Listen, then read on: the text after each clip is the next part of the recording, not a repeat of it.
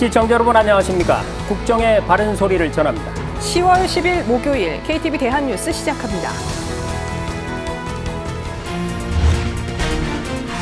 윤석열 대통령이 라오스에서 열린 한 아세안 정상회의에 참석해 아세안과 포괄적 전략 동반자 관계를 수립했습니다. 이어서 얼마 전 취임한 이시바 신임 일본 총리와 첫 정상회담을 가졌습니다. 윤 대통령은 이번 다자회의를 계기로 베트남, 캐나다 등 다양한 나라 정상들과 양자회담을 했습니다. 인도 태평양 파트너 국가들과 긴밀한 정상외교를 통해 협력을 강화했습니다. 정부 당국자와 서울의대 교수들이 의정 갈등을 해결하기 위한 방안을 논의했습니다. 정부는 의대 증원이 불가피하다는 입장을, 의료계는 환자 중심 의료체계 개편이 우선이라고 강조했습니다. 딥페이크 성범죄 처벌을 강화하는 이른바 딥페이크 성범죄 방지법이 국무회의에서 의결됐습니다. 한덕수 국무총리는 성적 허위 영상물은 심각한 범죄라고 강조했습니다. 성적 허위 영상물은 심각한 범죄라는 사회적 인식을 빠르게 확산시키는 것이 매우 중요한 만큼 오늘 첫 소식입니다. 윤석열 대통령이 라오스에서 이시바 시게루 일본 신임 총리와 만나 첫 한일 정상회담을 열었습니다. 신임 총리 취임 이후에 9일 만에 이루어진 양자회담인데요. 윤 대통령은 셔틀 외교와 소통을 굳게 이어가자는 뜻을 전했고 이시바 총리는 복원된 양국 관계를 발전시켜 나가겠다고 밝혔습니다. 라오스 현지에서 최영은 기자입니다. 윤석열 대통령과 이시바 시게루 일본 신임 총리, 리창 중국 총리가 나란히 서서 손을 맞잡았습니다. 아세안 정상회의를 계기로 열린 아세안 플러스 3, 아세안과 한일중 정상회의가 열렸습니다. 윤 대통령과 이달 초 취임한 이시바 일본 총리의 첫 만남입니다. 앞서 윤 대통령은 한 아세안 정상회의를 통해 아세안과 최고 수준의 협력 관계인 포괄적 전략 동반자 관계를 수립했는데 한일중이 모두 아세안과 최고의 파트너십을 완성했다며 의미를 부여했습니다. 한일중 3국은 모두 아세안과 최고 단계의 파트너십을 완성했습니다. 한일중 3국 협력을 아세안 플러스 3 협력과 선순환 구조로 강화해서 아세안 플러스 3를 도약시킬 기회가 됐습니다. 곧이어 윤 대통령은 단독으로 이시바 총리를 만나 한일 정상회담을 열었습니다. 지난주 이시바 총리의 취임 직후 전화통화를 한 두 정상이 양자회담을 연 겁니다. 윤 대통령은 셔틀 외교를 포함한 긴밀한 소통을 굳게 이어가자고 전했고 이시바 총리는 기시다 총리가 개선시킨 양국 관계를 계승해 발전시켜 나가겠다고 화답했습니다. 두 정상은 그러면서 내년 수교 60주년을 맞아 양국의 교류와 협력의 발전 방향에 대해 대화를 나눴습니다. 2025년은 한일 국교 정상화 60주년을 맞이하는 해입니다. 양국 관계의 희망찬 미래상을 제시하고 양국 국민들이 양국 관계 도약을 체감할 수 있도록 총리님과 긴밀하게 협력해 나갔으면 합니다. 두 정상의 첫 정상회담은 40분가량 이어졌습니다. 이어지는 동아시아 정상회의에서 윤 대통령은 이시바 총리와 다시 한번 마주합니다. 동아시아 정상회의는 미국과 러시아 등 18개 국가가 참가합니다. 라오스 비엔티안에서 KTV 최영은입니다. 윤석열 대통령은 이번 다자회의를 계기로 베트남, 캐나다 같은 다양한 나라 정상들과 양자회담을 했습니다. 인도 태평양 파트너 국가들과 긴밀한 정상 외교를 통해서 미래지향적인 협력을 강화하는 자리가 됐다는 평가가 나오는데요. 계속해서 이혜진 기자입니다. 윤 대통령과 판밍찡 베트남 총리가 회담 테이블을 가로질러 손을 맞잡습니다. 한 베트남 양자회담에서 윤 대통령은 오는 2030년까지 양국 교역액 1,500억 달러 달성을 목표로 긴밀히 협력해 나가자고 제안했습니다. 이와 함께 고속철, LNG 발전 등 베트남 인프라 프로젝트에 우리 기업이 참여할 수 있는 기회가 계속 마련되길 바란다고 말했습니다. 찡 총리는 이에 베트남 핵심 투자국인 한국 기업들이 베트남에서 원만하게 활동할 수 있도록 관심을 기울이겠다고 화답했습니다. 베트남, 태국을 비롯한 너댓 개 나라들과 양자회담을 베트남 양자회담에 이어 한 캐나다 정상회담이 진행됐습니다. 쥐스탱 트리도 캐나다 총리와 지난 7월 나토 정상회의 계기 회담 후 석 달 만에 만난 윤 대통령은 양국의 국방, 방산 분야 협력 확대를 주제로 의견을 나눴습니다. 한국과 캐나다가 내년에 각각 에이펙 의장국, G7 의장국인 만큼 양국 글로벌 협력에 시너지 효과를 낼 방안도 이번 회담을 계기로 논의됐습니다. 지난달 취임한 태국 펫통탄 친나왓 신입 총리와는 첫 정상회담이 이뤄졌습니다. 태국과는 현대자동차의 현지 전기차 공장 건설 등 청정에너지 분야로 협력의 지평이 확대되고 있는 상황입니다. 윤 대통령은 이런 양국 협력 확대를 토대로 국방, 방산 협력도 더 강화해 나가자고 제안했습니다. 또 올해 협상을 개시한 한태국 경제동반자 협정 EPA의 빠른 체결과 합작산업단지의 순조로운 건설을 위한 지원을 요청했습니다. 윤 대통령은 이렇게 아세안 정상회의를 계기로 마련된 양자 회담을 통해 인태지역 파트너 국가들과 긴밀한 외교 행보를 이어갔습니다. 앞으로도 이런 정상외교를 통해 교역과 투자, 인프라 협력뿐 아니라 대북 문제 관련 전략적 공조도 강화할 계획입니다. KTV 이혜진입니다.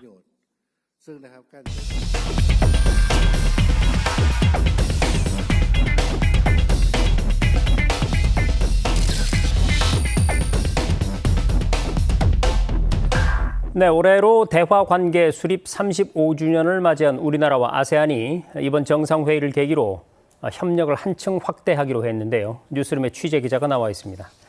자, 조태현 기자, 먼저 오늘 오전에 열렸죠. 이 한 아세안 정상회의, 가장 눈에 띄는 성과를 꼽으라면 뭘까요? 네, 이날 정상회의에서 가장 눈에 띄는 것은 한국과 아세안의 관계를 최상위급 파트너십으로 격상시킨 겁니다.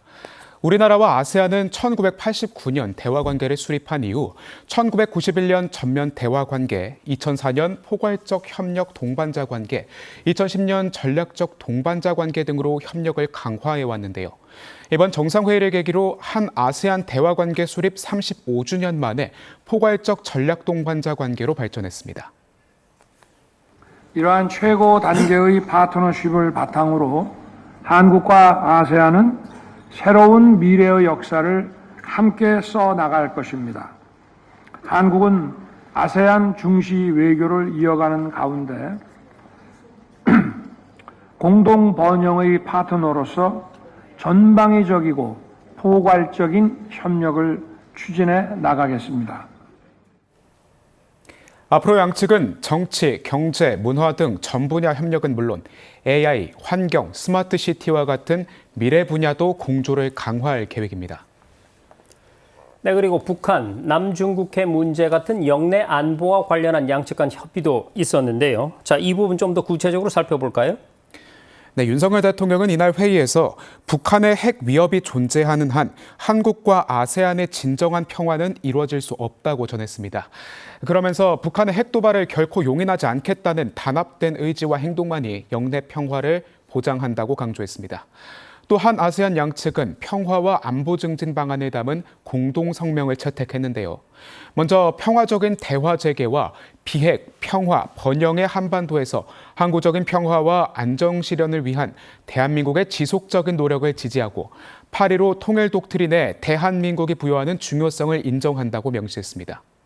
성명은 또 남중국해에서 평화, 안전, 그리고 국제법에 따른 항행, 상공 비행 자유를 유지하는 것의 중요성을 지속 확인한다고 선언했습니다. 아울러 양측은 사이버 안보와 초국가 범죄를 포함한 신흥 안보 문제도 함께 대응하기로 했습니다. 자, 한편 윤석열 대통령이 라오스의 유력지죠. 이 비엔티안 타임즈에 기고를 했습니다. 여기에는 어떤 내용이 담겼습니까? 네, 윤 대통령은 한 아세안 포괄적 전략 동반자 관계 격상을 두고 평화, 번영, 상생을 위한 미래 동반자로서 새로운 35년을 함께 일궈나가길 기대한다고 전했습니다. 또 윤 대통령은 지정학적 복합 위기가 교차하는 중대한 변곡점을 맞았다며 한국과 아세안은 영내 평화와 안정을 위한 공동의 노력을 지속해야 한다고 강조했습니다. 아울러 윤 대통령은 한국과 아세안의 활발한 교류 현황을 짚었습니다.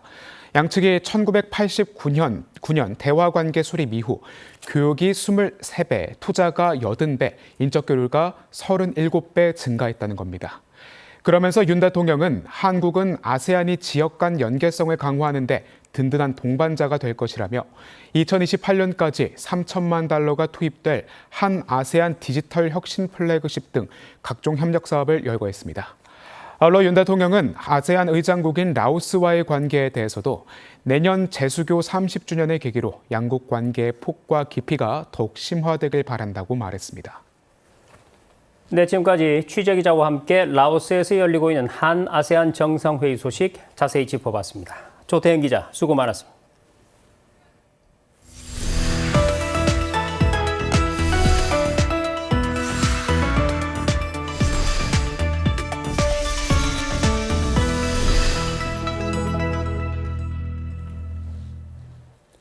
정부 당국자와 서울의대 교수들이 머리를 맞대고 8개월째 제자리 걸음인 의료개혁에 물꼬를 트기 위한 방안을 논의했습니다. 정부는 의대 증원이 불가피하다는 입장을 설명했고 의료계는 환자 중심 의료체계 개편이 우선돼야 한다는 점을 강조했는데요. 정유림 기자가 보도합니다. 8개월째 이어지고 있는 의정 갈등에 물꼬를 트기 위해 정부 당국자와 서울의대 교수들이 처음으로 테이블에 마주 앉았습니다. 양측 모두 지속 가능한 의료 체계를 구축해야 한다는 데에는 동의했지만 방법론은 달랐습니다. 정부는 지역 필수 의료 강화를 위해 의대 증원이 불가피하다는 입장을, 의료계는 1차 의료 강화를 통한 환자 중심 의료 체계 개편이 우선돼야 한다고 힘주어 말했습니다. 미세한 가정의 차이에도 불구하고 2035년에 약 1만 명의 의사가 부족하다는 동일한 결과가 나온 것입니다.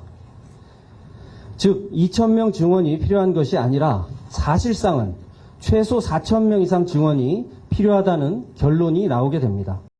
저희가 바라는 의료개혁은 국민들께서 말씀하시는 것처럼 지속 가능했으면 좋겠고 환자 중심이었으면 좋겠고 우리가 다 같이 합의할 수 있는 뜻을 모아서 만드는 의료체계였으면 좋겠습니다. 중증 응급환자 중심의 상급 종합병원 구조전환 정책에 대해서도 의견이 엇갈렸습니다. 저희가 의료개혁으로 추진하고자 하는 거는 이런 의료기관이 각자 기능에 맞는 환자를 중심으로 협업을 하는 구조를 만들어 나가자라고 생각을 하고 있고, 그래서 그 첫 단추를 사실은 상급종합병원 구조 전환부터 시작을 하자. 1차 진료의 가장 큰 맹점은 진찰료가 굉장히 낮습니다. 하지만 비급여 진료를 조금 더 열심히 하게 되는 구조로 갔다고 생각을 합니다. 그래서 그런 부분의 가치를 좀 더 높게 해주셔야 되는 것이 아닌가. 응급실 뺑뺑이를 두고도 정부는 응급의학과 전문의 부족을, 서울의대 교수들은 사법 리스크를 원인으로 진단했습니다. 아울러 의대생 휴학과 관련해 정부는 정부 정책에 반발해 집단으로 휴학계를 내는 건 개인적 사유에 해당하지 않는다는 입장을 재확인했습니다. 장수석은 고등교육 법령에 따르면 휴학은 입대 등 불가피한 사유나 예측 불가능한 사유일 때 승인해주는 것으로 학교는 해당 학생이 빠져도 교육과정을 운영하는 데 문제가 없어야 한다고 강조했습니다. KTV 정유림입니다. 이런 가운데 정부는 의료계가 여야 의정협의체와 의료개혁특위에 참여해 줄 것을 거듭 요청했습니다. 전제 조건이나 사전 의제를 정하지 말고 일단 대화를 시작하자고 당부했는데요. 계속해서 김경호 기자가 전해드립니다. 여야 의정협의체 출범이 지지부진한 가운데 정부가 의료계의 참여를 다시 한번 촉구했습니다. 의료개혁특위 참여도 당부하며 일단 대화를 시작하자고 요청했습니다. 전제 조건이나 사전적 의제를 정하지 말고 대화에 참여해 주실 것을 다시 한번 간곡히 요청드립니다. 장래 필요한 의사수를 계산할 의료인력 수급추계위원회 위원 추천은 오는 18일까지 진행됩니다. 정부는 의료계에서도 위원을 추천할 것을 거듭 독려했습니다. 정부는 또 어려운 여건 속에서도 비상진료 체계가 유지되고 있다고 밝혔습니다. 응급실 경증 환자가 평시보다 2,000명가량 감소했고 중증과 응급 환자는 비슷한 수준을 보였습니다. 발병 이후 응급실에 도착하는 시간은 예년과 큰 차이가 없었고 응급실에 내원해 전문의를 처음 만나기까지 시간은 오히려 감소했습니다. 올해 2분기 사망자 수가 증가했다는 지적에 대해선 통계적으로 유의미한 차이가 아니라는 학계 판단이 있었다고 해명했습니다. 반면 올해 3월부터 7월까지 응급실 전체 사망 환자는 18,690명으로 지난해 같은 기간보다 900여 명 감소했다고 설명했습니다. KTV 김경호입니다. 지인의 얼굴을 음란물과 합성하는 딥페이크 성범죄 처벌을 강화하는 이른바 딥페이크 성범죄 방지법이 국무회의에서 의결됐습니다. 회의를 주재한 한덕수 국무총리는 심각한 범죄임을 강조하고 철저한 예방 교육도 주문했습니다. 문기혁 기자입니다. 딥페이크 성착취물을 소지하거나 시청만 해도 처벌하는 성폭력처벌법 개정 공포안이 국무회의에서 의결됐습니다. 공포안은 성적 허위 영상물을 소지, 구입, 저장 또는 시청할 경우 3년 이하 징역이나 3천만 원 이하의 벌금에 처하는 규정을 신설했습니다. 협박 처벌 규정도 신설해 1년 이상의 유기징역에 처하도록 했습니다. 또 편집, 반포 등의 법정형을 7년 이하 징역으로 강화했고 영리 목적인 경우에는 3년 이상 유기징역으로 처벌 수위를 더 높였습니다. 아울러 관련 자료 삭제와 피해자 지원을 국가 책무로 명시하는 성폭력 방지법과 아동 청소년을 대상으로 한 가해자 처벌을 강화하는 청소년 성보호법 개정 공포안도 의결됐습니다. 국무회의를 주재한 한덕수 국무총리는 성적 허위 영상물은 심각한 범죄라고 강조했습니다. 성적 허위 영상물은 심각한 범죄라는 사회적 인식을 빠르게 확산시키는 것이 매우 중요한 만큼 교육부, 여가부 등 관계부처에서는 학생, 학부모, 일반 국민 등에 대한 실효성 있는 예방 교육에 적극 나서 주시기 바랍니다. 한 총리는 아울러 윤석열 대통령의 동남아시아 순방 성과를 강조하고 후속 조치 이행을 주문했습니다. 정상회 외교에서 합의된 과제들은 국제사회와의 약속이자 국민과의 약속입니다. 모든 부처는 소관 과제들의 속도감 있는 이행과 국민과 기업이 체감하는 성과 창출에 만전을 기해 주시기를 당부드립니다. 한 총리는 이와 함께 가을철 축제 행사 안전과 가축 전염병 예방에 최선을 다해달라고 당부했습니다. KTV 문기혁입니다. 우리나라가 네 번째 도전 끝에 세계 3대 채권 지수인 세계 국채지수 편입에 성공했습니다. 이에 따라 약 75조 원 규모의 자금 유입으로 원달러 환율 안정은 물론 정부의 재정 운용에도 숨통이 트일 것으로 기대됩니다. 박지선 기자가 보도합니다. 미국과 일본 등 26개 주요국 국채가 편입돼 있는 세계 국채지수. 채권 투자로 장기적이고 안정적인 자금을 굴리려는 세계 기관 투자자들이 추종하는 채권 지수로 세계 3대 채권 지수 중 하나입니다. 우리나라가 세계 국채 지수에 편입됩니다. 2022년 관찰 대상국 등재 후 네 번째 도전 만에 얻은 성과입니다. 앞으로 유예 기간 1년을 거친 뒤 내년 11월부터 실제 편입될 예정인데 우리나라의 편입 비중은 2.22%로 편입된 나라 중 9번째로 큰 규모입니다. 현재 세계 국채지수에서 운용되는 자금을 고려하면 560억 달러, 우리 돈 약 75조 원 규모의 자금이 국내에 유입될 것으로 보입니다. 이에 따라 대규모 외화가 유입되면서 원달러 환율 안정에 버팀목 역할을 하게 될 전망입니다. 또 우리 국채에 대한 수요 증가로 채권 금리가 낮아지면 시중 회사채, 은행 대출금리 상승 압박도 잠재울 수 있을 것으로 보입니다. 정부는 비로소 우리 경제 규모에 맞는 평가를 받게 됐다고 밝혔습니다. 우리 자본시장은 세계 10위권인 경제 규모나 국가 신용도에 비해 제대로 평가받지 못하였습니다만 이번을 계기로 우리 채권 시장에 대한 평가가 경제 체급에 맞게 조정되었습니다. 정부로서도 국채 시장 기반이 안정적으로 확충됨에 따라 중장기 재정 운용 여력을 확보할 수 있게 됐습니다. 최 부총리는 이번 세계 국채지수 편입으로 외환 시장의 고질적인 코리아 디스카운트가 어느 정도 해소된 만큼 한국 주식시장의 제값받기를 위한 기업 밸류업 지원 방안도 차질 없이 추진하겠다고 밝혔습니다. KTV 박지선입니다. 태영호 민주평통 사무처장은 북한이 적대적 두국가론에 대한 주민들의 이해를 구하지 못해 개헌 여부를 공개하지 못하고 있다고 말했습니다. 한편 류현유 전 주쿠웨이트 북한 대사관 대사대리는 통일을 하지 말자고 할 권리는 누구에게도 없다고 강조했는데요. 탈북 외교관들이 참석한 토론회 소식을 김민아 기자가 보도합니다. 탈북 외교관 7명이 모여 정부의 8.15 통일 독트린과 김정은의 적대적 두국가론에 대해 의견을 나눴습니다. 북한은 연초부터 통일 관련 표현을 삭제하는 등 대대적인 개헌을 할 것으로 예고했지만 최고인민회의가 끝났음에도 개헌 여부는 공개하지 않고 있습니다. 이에 대해 태영호 민주평통사무처장은 김정은이 적대적 두국가론에 대한 설득력을 확보하지 못한 것으로 보인다고 말했습니다. 이번에 진행된 최근민회의에서 설사 북한이 헌법을 개정했다라도 하더라도 아직까지는 북한 주민들 속에서의 내부 설득력이나 이해를 확보하지 못했기 때문에 행정적인 조치들을 선행시켜서 내부적인 혼란이나 여파를 줄인 후에 헌법 개정을 공개하는. 통상 북한에서 최고 지도자가 새로운 정책을 발표하면 간부나 주민들이 관영 매체에서 적극 홍보하고 사설이나 정론을 내놓는데 이런 과정이 이뤄지지 않았다는 겁니다. 그러면서 내부 혼란을 줄이기 위해 선 행정 조치 후 헌법 개정을 하려는 것으로 본다고 말했습니다. 북한이 통일을 지우고 있다고 주장하는 것에 대해 다른 의견도 내비쳤습니다. 북한이 통일 전략을 포기했다. 통일 포기 정책이다. 이렇게 말씀하시는 분들이 많습니다.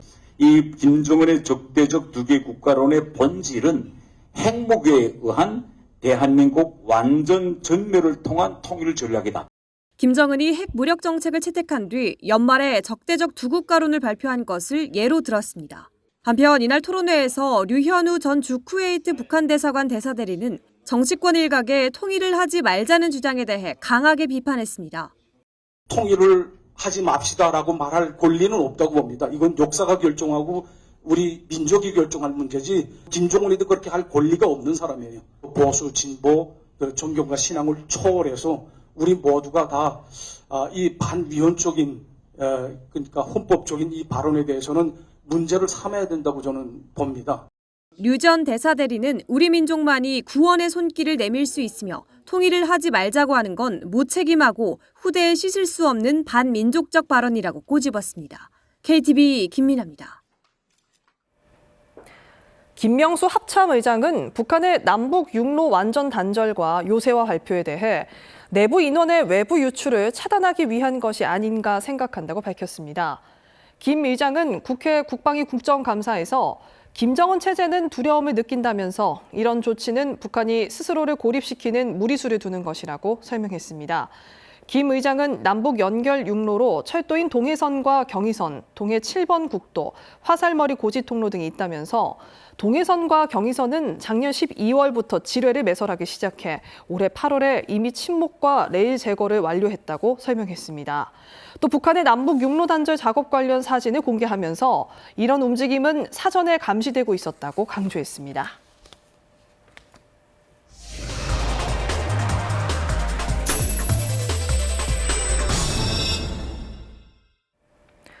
우리나라의 최대 석탄 생산지였던 강원도 태백시는 광선업의 쇠퇴로 인구 감소와 경기 침체라는 이중고에 시달리고 있는데요. 정부가 폐광 지역의 경제 활성화를 위해 석탄 채굴 부산물인 경석의 자원화 등 종합적인 지원 방안을 내놨습니다. 윤현석 기자입니다. 한때 한국 최대 석탄 생산지로 이름 높았던 강원도 태백. 광산업 흥행에 힘입어 1987년 인구 12만 명을 넘겼습니다. 하지만 1989년 석탄 합리화 정책 이후 인구가 계속 줄어 지금은 시단위 중 인구가 가장 적은 상황에 놓였습니다. 제 뒤로 보이는 곳이 태백시의 마지막 탄광이었던 장성광업소입니다. 지난 6월 폐광하면서 추가적인 인구 감소와 경기 침체까지 우려되고 있습니다. 이에 정부가 폐광 지역 경제 활성화 방안 모색에 나섰습니다. 태백시는 장성광업소 부지에 청정 메탄올을 제조하는 미래자원 클러스터 조성 계획을 세운 상황. 기획재정부의 예비 타당성 조사 심사가 진행 중인 가운데 행정안전부는 지역 경제의 활력을 되찾기 위한 대체산업 육성에 노력을 아끼지 않겠다고 밝혔습니다. 인구 감소 지역이 가지고 있는 지역의 고유 자산과 또 환경을 활용해서 발전할 수 있도록 지속적으로 지원하도록 하겠습니다. 석탄 채굴 과정에서 섞여 나오는 경석을 신소재로 활용하기 위한 기술 개발 지원에도 나섰습니다. 석탄 경석은 지금까지 폐기물로 분류돼 방치돼 왔습니다. 해마다 70만 톤이 발생했고 폐광선 곳곳에 많은 양이 쌓여 있었으나 마땅한 활용 방안을 찾지 못해 애물단지로 전락했습니다. 하지만 최근 석탄 경석 활용 필요성이 제기됐습니다. 강원도 내에 쌓여 있는 석탄 경석을 자원화할 경우 모두 3,383억 원의 경제적 편익이 발생할 것이라는 연구 결과가 나왔기 때문입니다. 원료의 매입의 절감 효과, 그 다음에 제품을 만들었을 때의 제품에서 발생되는 매출액 효과, 그 다음에 요거를 활용함으로 해서 기존에 시행했던 광해 방지 사업을 하지 않아도 됩니다. 그래서 정부 재정 절감 효과, 거기에 따라서 국민 편익 효과까지 해서 한 총 4가지 항목으로 약 3천억 정도의 경제적 효과를 예상하고 있습니다. 이에 정부는 지난 5월 석탄 경석을 자원으로 활용하되 친환경적으로 관리하도록 하는 규제 개선 방안을 발표했습니다. 내년부터 석탄 경석 실태 조사와 기본 계획을 수립하고 시장 규모 파악에 나섭니다. 또 강원특별자치도 태백시와 석탄 경석 규제 개선 업무 협약을 체결해 석탄 경석의 관리와 산업적 활용을 위해 상호 협력하고 지원하기로 했습니다. KTV 윤현석입니다. 시화호가 조성된 지 올해로 30년이 됐습니다. 한때 죽음의 호수로 불렸던 시화호는 이제 생명이 움트는 터전이 됐는데요. 정부와 지자체가 시화호 발전을 위한 종합계획을 발표했습니다. 최다혜 기자가 보도합니다. 경기도 시흥시와 안산시, 화성시에 둘러싸인 당시 국내 최대 규모의 인공호수 시화호. 수도권 개발 바람 속에 지난 1994년 시화 방조제를 축조하며 바다를 막아 만들었습니다. 하지만 개발과 함께 오염이 시작되면서 수십만 마리의 물고기가 떼죽음을 당하고 생물이 살기 힘든 죽음의 호수로 변했습니다. 결국 정부는 바닷물을 다시 드나들게 했고 담수 계획을 포기하며 시화호는 살아나기 시작했습니다. 정부와 지자체가 수질 개선을 위해 함께 노력한 결과 현재 시화호는 생태계의 약 99%가 회복됐습니다. 시화호 조성 30주년을 맞아 정부와 호수를 둘러싼 3개의 지자체는 앞으로의 30년을 위한 시화호 발전 전략 마스터 플랜을 발표했습니다. 시화호 천혜의 환경 자원을 보존하고 자연 생태계의 자생력은 회복시키면서 탄소 중립 시대에 걸맞게 환경 친화적으로 시화호 인근을 발전시켜 나가겠습니다. 시화 멀티 테크노밸리 인근 미개발 유보지의 개발을 위한 기본 방향을 수립하고 송산 그린시티와 대송지구를 생태축으로 연결하는 통합 연계 방안을 마련합니다. 또한 송산 그린시티 남쪽의 산업용지도 2배 수준으로 확대합니다. 시화호 주변 지역의 교통 개선을 위해 평택 시흥 고속도로를 확대하고 수도권 제2순환 고속도로를 건설하는 등 서울 인천과의 접근 시간을 1시간으로 단축합니다. 즐길거리가 풍부한 해양 관광 도시를 위해 워터파크와 쇼핑, 스포츠가 어우러진 복합 테마 공간을 조성하고 거북섬 내 레저 시설도 개발할 계획입니다. 한편 주요 에너지 공급원인 조력발전뿐만 아니라 태양광, 해상풍력 등으로 에너지 생산 능력을 확대해 재생에너지 100% 사용을 실현합니다. 이외에도 정부는 시화호 인근 지역이 친환경적 도시의 본보기로 자리매김할 수 있도록 저탄소 사업과 생태보건 등을 적극 지원할 것이라 밝혔습니다. KTV 최다입니다. 그동안 증명서마다 외국인 이름 표기 방법이 달라서 불편을 호소하는 목소리가 높았는데요. 정부가 우리나라에 거주하는 외국인의 이름 표기 원칙을 새로 만들기로 하고 외국인들의 의견을 직접 듣고 수렴한다는 계획입니다. 김유리 기자의 보도입니다. 2년 반 전 한국으로 유학 온 아티탄 씨. 학교 생활과 한국 문화 등 한국 생활에 대한 만족도가 높지만 행정상 문서 등의 이름을 쓸 때마다 불편했던 적이 많다고 호소했습니다. 행정기관마다 방식 다르다 보니 이제 사용할 때는 좀 불편한 말이 겪었습니다. 예를 들어서 외국인 등록증이나 학교 시스템 어떤 사이트 다 달랐습니다. 통신사 되는 이름이랑 사이트 쓰는 이름이 달라서 외국인 이름 표기 방법이 제각기 달라 본인 신분 확인 과정에서 어려움이 발생했던 겁니다. 이에 지난 8월 행정안전부는 외국인 이름을 어떻게 표기할지에 대한 표준 원칙을 발표했습니다. 여기에 더해 몽골, 브라질, 태국 등 각기 다른 국가 외국인들의 의견 수렴에도 나섰습니다. 외국인 성명 원칙에 따라 외국인 이름 톰소열을 예로 들어보면 로마자의 경우 성 이름 순서로 대문자로 표기하고 성과 이름을 띄어 쓰는 것을 원칙으로 합니다. 이에 따라 성인 소여가 먼저 그 뒤에 이름 톰이 표기됩니다. 외국인 등록증, 영주증 등 출입국 관련 문서에 기재된 로마자 성명이 있으면 해당 성명으로 표기합니다. 외국인 한글 성명은 성 이름 순서로 표기하고 성과 이름을 붙여 쓰는 것이 원칙입니다. 따라서 성인 소여가 먼저, 이름 톰이 뒤따라오게 됩니다. 가족관계 등록부 등 행정기관이 발행하는 공적 서류나 증명서에 기재된 한글 성명이 있으면 해당 성명으로 표기합니다. 외국인이 본인 확인을 보다 편하게 할 수 있도록 로마자 성명과 한글 성명 병기도 추진합니다. 단 이번 표준화는 일상생활에서의 표기 원칙에 해당하지 않습니다. 행정문서상의 공식적인 문서상의 그 이름을 적는 기준이고 그 외에 어떤 연예인 활동이나 다른 그 활동함에 있어서는 자유롭게 하시면 되고 일상생활에는 전혀 영향을 끼치지 않습니다. 더불어 혼선을 줄이기 위해 기존에 사용하던 표기는 유지하고 새롭게 등록되는 행정문서 표기만 표준안에 따라 기재하게 됩니다. 정부는 외국인 주민의 현장 목소리를 수렴해 올해 안에 예규 최종안을 확정할 계획입니다. KTV 김유리입니다. 올해로 9회째인 소비축제 코리아 세일페스타의 개막을 앞두고 정부가 내수경제 활성화의 마중물이 될 수 있도록 점검에 나섰습니다. 다음 달 9일부터 22일 동안 역대 최대 규모인 2,600여 기업이 참여해 통큰 할인을 선보일 계획입니다. 이리나 기자입니다. 한 달 앞으로 다가온 국내 최대 쇼핑 축제 코리아 세일페스타. 매년 내수경제 확산의 마중물 역할을 하며 국민의 장바구니 부담을 더는 축제로 자리 잡고 있습니다. 올해로 9번째를 맞는 코리아 세일페스타에는 역대 최대 규모인 2,600여 개의 업체가 참여합니다. 특히 올해는 여행 분야인 리조트와 테마파크 할인 상품이 처음으로 참여해 소비자들의 눈길을 끌 전망입니다. 지자체의 참여도 이어질 예정인데 지역의 영세상인과 중소기업 참여뿐 아니라 지역의 축제, 관광 상품과도 연계한 홍보와 할인 행사도 펼쳐집니다. 정부는 올해 축제가 최대 규모 참여, 최대 매출 달성의 성과를 거둬 내수 확산의 디딤돌이 될 수 있도록 범부처를 아우르는 역량을 모을 것이라고 강조했습니다. 양질의 혁신 중소, 중견기업 제품 소비가 활성화되는 기회의장이 될 수 있도록 참여 민간기업 지원과 홍보에 만전을 기해 주시기 바랍니다. 이런 가운데 사회로 복귀한 군인에 대한 지원을 강화하기 위한 계획도 밝혔습니다.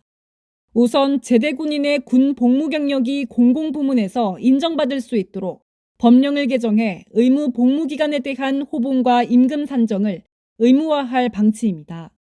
군 복무자를 위한 국민연금 제도도 개선되는데 군 복무 기간 중 6개월만 연금 가입 기간으로 인정해주던 것을 전체로 확대하기로 했습니다.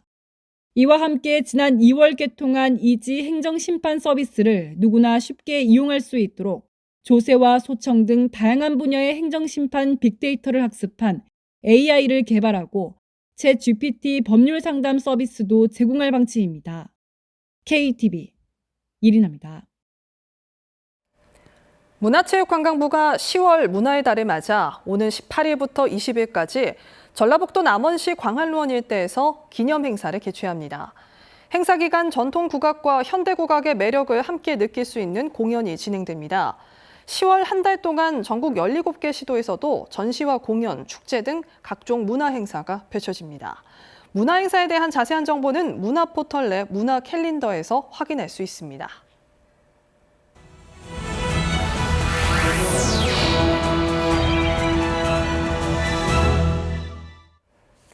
국장을 더 촘촘히 살펴봅니다. 보도자료 브리핑입니다. 푸석푸석한 머릿결 개선에 도움을 주는 헤어 트리트먼트, 샴푸 다음으로 많이 쓰는 대표적인 헤어 케어 제품인데요. 소비자원이 헤어 트리트먼트 10개 제품을 시험 평가해보니 제품 간 모발 개선 성능에 차이가 있었습니다.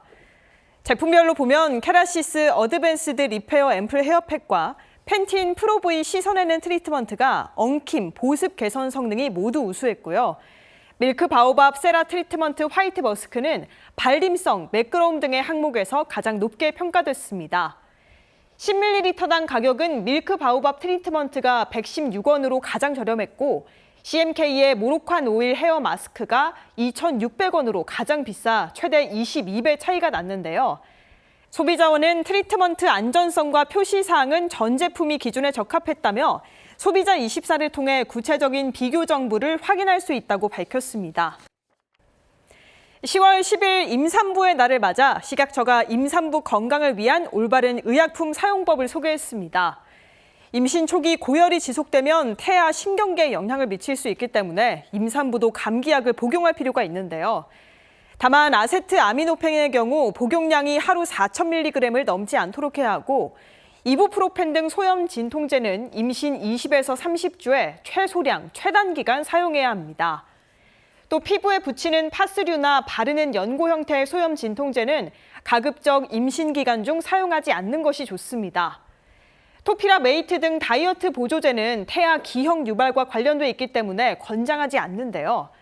의약품을 무조건 피하기보다는 처방에 따라 안전하게 사용하시고 임신 준비 중이라면 여드름, 탈모, 뇌전증 치료제는 성분에 따라 복용량을 조절하는 게 좋겠습니다. 최근 연구에 따르면 전자담배 사용자 10명 중 8명꼴로 실내외 금연구역에서 몰래 담배를 사용하는 것으로 나타났는데요. 보건복지부가 이러한 몰래 흡연 행태를 반영한 올해 두 번째 금연 광고 전혀 괜찮지 않은 전자담배 편을 3개월 동안 송출하기로 했습니다.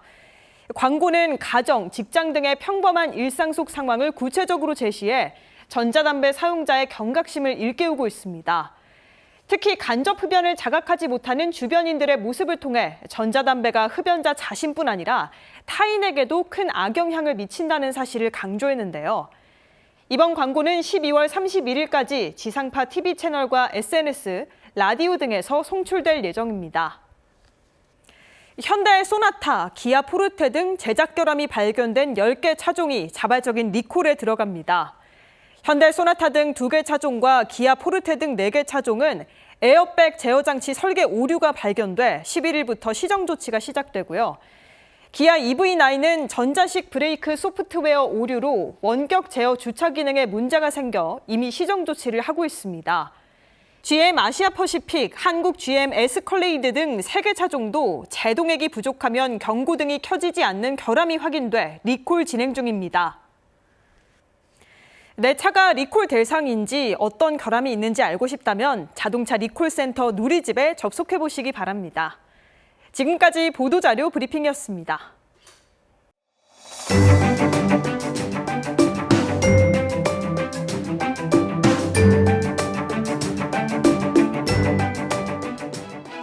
안녕하세요. K웨더 라이프스타일 리보 박유라입니다. 오늘 대체로 구름 많은 하늘이 보였는데요. 다만 내륙을 중심으로 저녁까지 한때 소나기가 지나는 곳이 있겠습니다. 한편 내일은 대체로 맑은 하늘이 보이며 쾌청한 가을 하늘이 펼쳐지겠습니다. 날도 오늘과 비슷하게 선선하겠습니다. 서울의 낮 기온 24도로 이맘때 기온을 2도가량 웃돌겠는데요. 다만 아침 저녁에는 기온이 빠르게 내려가 쌀쌀해지겠습니다. 환절기 건강관리에 유의하셔야겠습니다. 다음은 자세한 지역별 날씨입니다. 중부지방 아침에는 15도 안팎으로 쌀쌀하겠고요. 낮에는 대전 23도, 춘천 22도까지 오르겠습니다. 동해안도 아침에 쌀쌀하겠고 낮에는 속초와 강릉 22도로 선선하겠습니다. 남부지방 낮 동안 광주 24도, 대구 25도로 선선하겠지만 아침 저녁에는 쌀쌀함이 감돌겠습니다. 전해 상해를 대체로 맑겠고요. 물결도 잔잔하게 일겠습니다. 당분간 일교차가 크겠고요. 다음 주 초반 제주에는 비가 오겠습니다. 날씨였습니다. KTV 대한뉴스 오늘 저희가 준비한 소식은 여기까지입니다. 시청해주신 여러분 고맙습니다.